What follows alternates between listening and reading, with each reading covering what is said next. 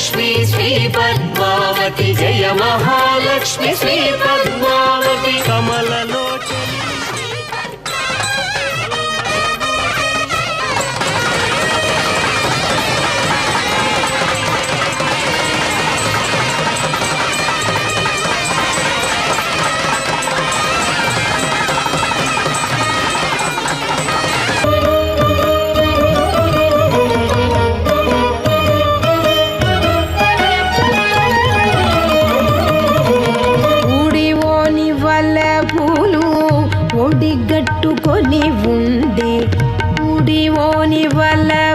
కాదు 3 రకాలైన అర్థాలు చెప్పారు సాయనులు.